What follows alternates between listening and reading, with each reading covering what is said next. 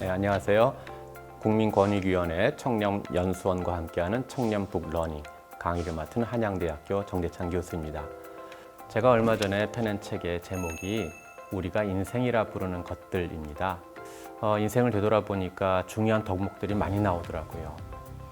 그런데 그 중에서 가장 중요한 것 중에 하나가 아마도 먹고 사는 일, 그걸 하기 위해서 우리가 해야 될 밥벌이, 직업, 그런 게 아닐까.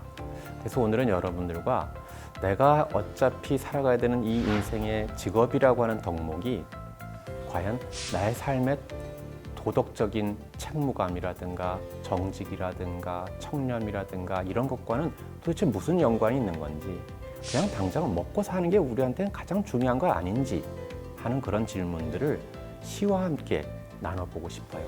제가 오늘 그래서 밥벌이라고 하는 주제를 시와 함께 여러분들과 같이 향유하는 시간을 준비해 봤습니다. 먼저 밥벌이와 연관된 시 하나 들려드릴게요. 소금시, 윤성학. 로마 병사들은 소금 월급을 받았다. 소금을 얻기 위해 한 달을 싸웠고 소금으로 한 달을 살았다. 나는 소금 병정. 한 달 동안 몸 안에 소금기를 내주고 월급을 받는다. 소금 방패를 들고 거친 소금밭에서 넘어지지 않으려 버틴다. 소금기를 더 잘 씻어내기 위해 한 달을 절어 있었다. 울지 마라. 눈물이 너의 몸을 녹일 것이니. 참 눈물 나는 시인데 눈물을 흘려도 안 돼요. 내 몸이 녹아버릴 테니까. 지금 시인은 뭐라고 얘기하고 있죠? 한 달 월급을 받기 위해서 우리의 모든 소금기를 내줘야 된다고 돼 있어요. 우리가 흔히 월급이라고 말하는 걸 영어로 셀러리라 그러지 않습니까? 그 셀러리의 어원이 솔트에서 나왔다는 거 들어보셨을 거예요. 로마 병정 솔저라고 하는 것 역시 어원은 솔트입니다. 말하자면 소금을 벌기 위해서 내가 내 온몸에 소금을 쏟아붓는 것이 우리의 밥벌이입니다. 너무 서럽지 않습니까?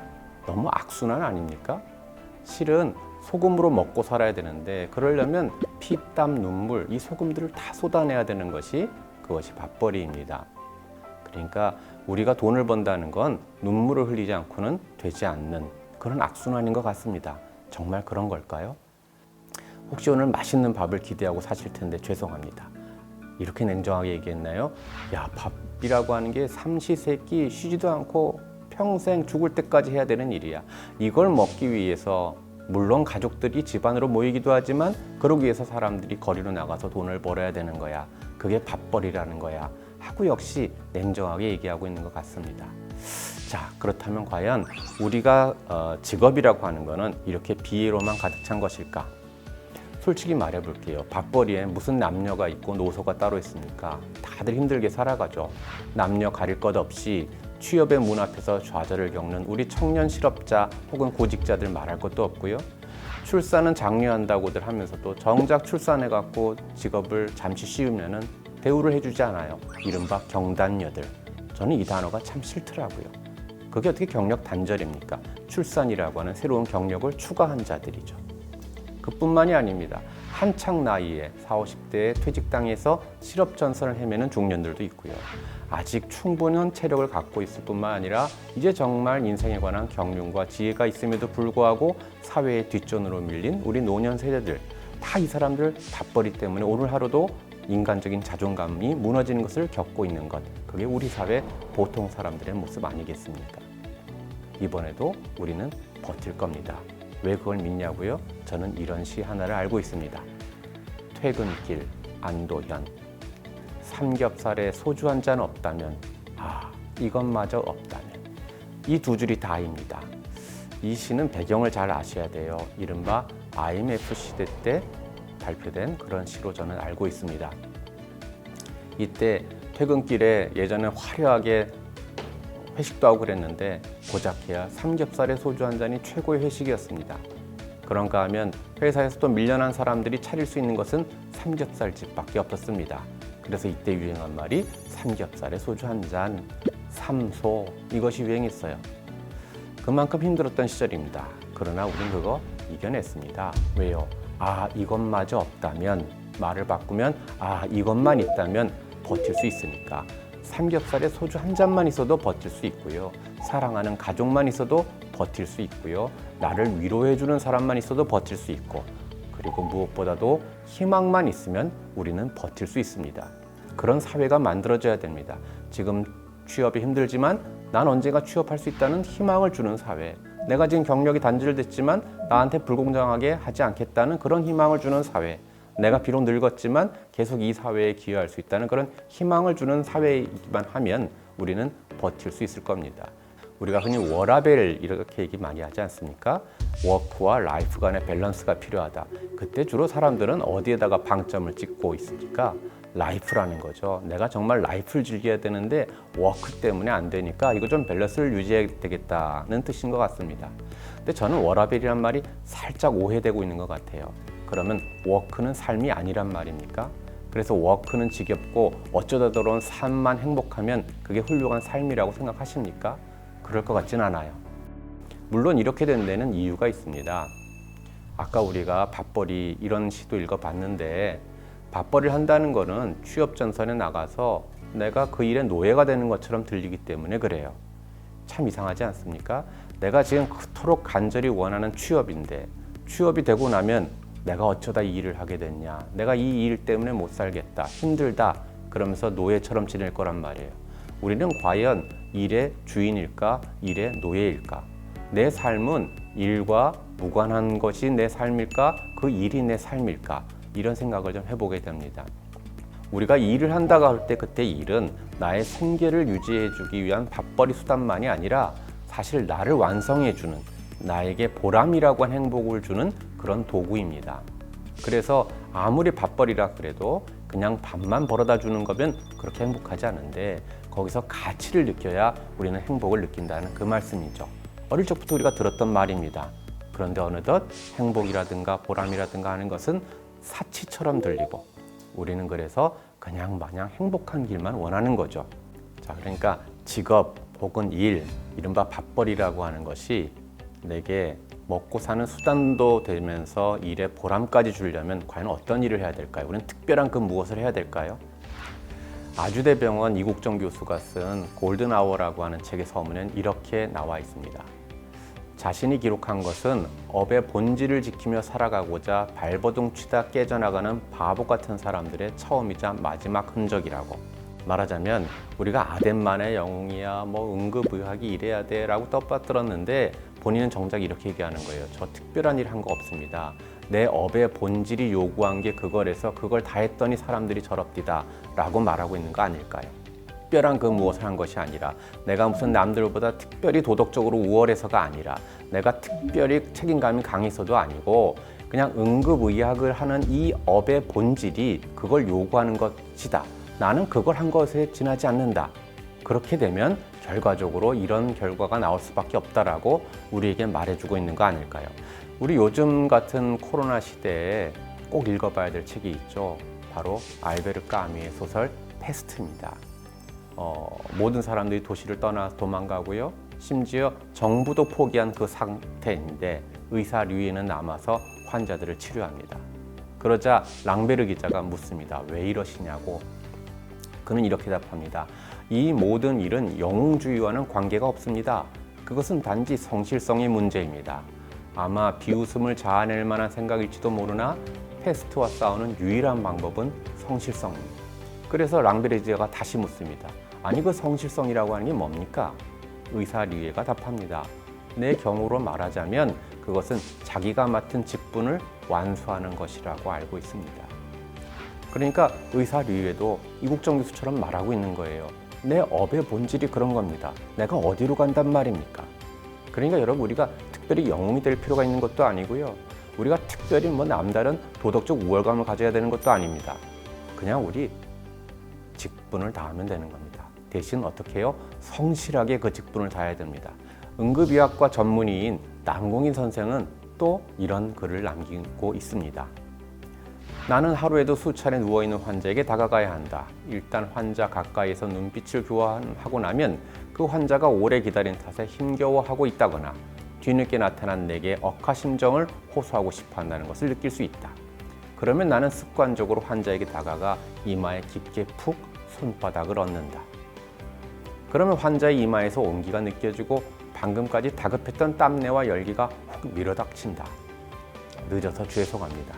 어떻게 무슨 일로 오셨나요? 그리고 가만히 그의 마음을 느껴본다.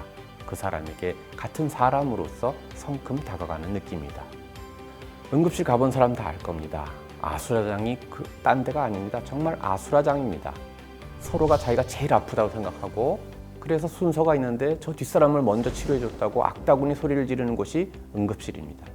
그러나 의사들의 판단은 다릅니다. 늦게 왔어도 저 사람이 더 위중하면 그것을 살려야 하는 것이 그 사람의 업의 본질입니다. 그러면 의사는 자기 할 일 다 한 거니까 그만일 수 있어요. 근데 남궁인 선생은 이렇게 얘기하고 있네요.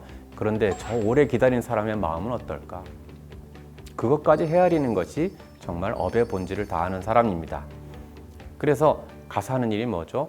환자의 이마에 손을 탁 얹어주는 거예요. 그러면 기가 막히게 다들 조용해진다는 겁니다. 아, 나랑 지금 소통하고 있구나. 지금 내 아픔을 알아주고 있구나. 그렇게 변하는 거죠. 이마에 손 얹는 게 바로 그런 일들입니다. 그래서 저는 이마라고 하는 시를 여러분들과 함께 나누고 싶어요. 이마, 허은실. 타인의 손에 이마를 맡기고 있을 때 나는 조금 선량해지는 것 같아. 너의 양쪽 손으로 이어진 이마와 이마의 아득한 뒤편을 나는 눈을 감고 걸어가 보았다. 이마의 크기가 손바닥의 크기와 비슷한 이유를 알 것 같았다. 가난한 나의 이마가 부끄러워 뺨 대신 이마를 가리고 웃곤 했는데 새 밑에 흰 밤이었다. 어둡게 앓다가 문득 일어나 벙어리처럼 울었다. 내가 오른팔을 이마에 얹고 누워 있었기 때문이었다. 단지 그 자세 때문이었다. 어느 날, 그것도 새 밑에 어느 날 밤이죠. 혼자 끙끙 앓았습니다. 설 전에 혼자 아팠던 것 같아요. 얼마나 아프고 힘들었을까요? 소리도 못 내고 울었다는 뜻이에요. 꺼이꺼이 우는데 소리도 안 나는 거예요. 왜요? 그 다음 이유가 나옵니다. 내가 오른팔을 이마에 얹고 자고 있는 것을 발견했기 때문이라는 거예요. 아파서 꺼이꺼이 운 게 아니라요. 서러워서 꺼이꺼이 울었던 거예요. 아픈 건 참겠는데요. 외로운 건 참기 힘들었던 거예요. 왜냐하면 새 밑에 혼자 아팠으니까. 그래서 자기가 자기를 달래주려고 자기가 자기 손으로 오른팔로 이마에 얹고 있는 걸 보고 그 모습 때문에 서러워서 울었다. 저는 이 시를 이렇게 읽고 있습니다. 맞습니다. 우리가 견디기 힘든 건 아픔이 아닙니다. 외로움입니다. 누군가가 내 이마에 손을 얹어주면 우린 살아갈 수가 있습니다. 사람들은 누구나 고독하고 혼자 살아가는 존재들이죠. 그래서 직업이 있는 거 아닐까요? 내가 내 이마를 내 손으로 만질 수가 없으니까. 그럼 내가 내 손으로 이마를 만지면 열을 잴 수가 없습니다. 똑같은 열인데. 그래서 누군가가 이마를 덮어주면 내가 마음의 평안이 오는 거죠. 마치 남궁인 선생이 의사라고 하는 사람이 내 이마를 덮어줘서 내 병을 낫게 해줬어요. 그게 직업 아닐까요? 직업은 내가 내 밥벌이를 위해서 나의 이기적인 행동으로 하고 있는 것이 아니라 사실은 누군가의 이마를 덮어주는 그런 행위 아닐까요? 나 혼자서 그걸 할 수가 없으니까 나의 부족한 점을 메꿔주기 위해서 다른 사람의 손이 필요했는데 그 손을 대신해 주는 것이 직업 아닐까? 그렇다면 그 업의 본질이라고 하는 거는 나 혼자 살려고 하는 것이 아니라 같이 살려고, 아니 남을 살리려고 했던 것이 우리의 원래 직업이 아닐까? 그걸 어떻게 허투루 할 수 있겠습니까? 직업이란 나를 살리는 것만이 아니라 너를 살리고 우리를 살리는 거기 때문에 반드시 정직해야 됩니다. 그것은 내가 도덕적이라서가 아니라 업의 본질이 요구하는 거기 때문에 그렇습니다. 일이냐 삶이냐. 근데 여러분, 일도 인생이고 삶도 인생입니다. 진정한 워라벨은 일도 존중하고 삶도 존중하는 사람, 그 중 어느 하나도 놓치지 않는 사람입니다. 내가 일을 정직하게 나의 업의 본질에 맞춰서 충분히 다했을 때 그때 내 삶의 보람도 찾아오는 것이고 그 결과로 삶을 누릴 수도 있는 겁니다. 실은 일을 즐기셔야 되고 일을 성실히 하셔야 되고 일에 정직하셔야 됩니다. 그럴 때 비로소 진정한 나의 라이프, 우리의 라이프가 만들어진다고 생각합니다. 일은 인간의 생계 해결 수단만이 아니라 사실 나를 존엄하게 만들어주는 그런 것이기 때문에 그래요. 영화 죽은 시인의 사회에서 키팅 선생님이 학생들한테 해준 말입니다. 의술, 법률, 사업, 기술 이 모두 고귀한 일이고 생을 유지하는 데 필요한 일이지만 시, 아름다움, 낭만, 사랑 이런 것이야말로 우리가 살아가는 목적이란다. 그래, 지금 당장엔 의사, 변호사, 교사, 공무원 되는 게 하늘의 별 따기인 것 같은데 그게 될지 안 될지는 언제쯤 알까?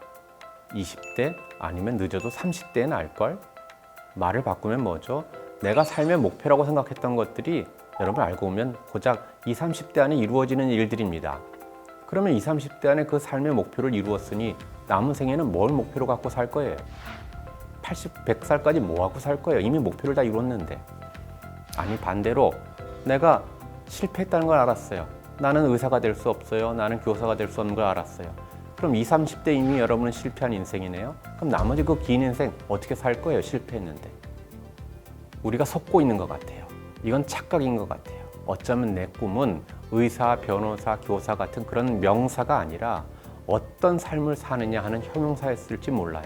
가령 내 삶의 목표는 나는 존경받는 사람이 되는 게 내 삶의 목표야. 그래서 어쩌면요, 그 존경받는 삶이 되기 위해서 수단으로 나는 교사를 택했을 수도 있고 의사를 택했을 수도 있어요. 말을 바꾸면 의사, 교사 그 할애비가 됐어도 존경받지 못했다면 그 사람은 성공한 인생이라고 할 수 없다는 말씀입니다. 의사로 평생을 살았는데 아무도 환자가 존경하지 않아요. 그게 어떻게 성공한 삶이겠습니까? 그래서 내 삶의 목표는 교사가 되는 게 목표가 아니라 존경받는 교사가 되는 게 목표입니다. 그거는 정년 퇴임 때까지 해볼 만한 일입니다. 20, 30대에 끝나는 일이 아닙니다. 그게 내 일을 이렇게 지속적으로 오래 하게 하는 이유가 됩니다. 그 순간 매번 나는 과연 이 교사라고 하는 업의 본질에 마땅한 삶을 살아가고 있나? 라고 반성하면서 오늘 하루도 정직히 살아갈 뿐입니다. 그래서 우리의 꿈은 어쩌면 명사가 아니라 형용사일지 모른다. 그러면 내가 추구해야 될 일은 무엇일까? 나는 어떤 삶을 살고 어떤 일을 어떻게 할 것인가? 그것을 성찰해야 되지 않는가? 오늘 그 이야기를 여러분들과 나눠봤습니다. 부디 여러분 인생에도 시와 낭만과 사랑과 아름다움이 함께하기를 바랍니다. 감사합니다.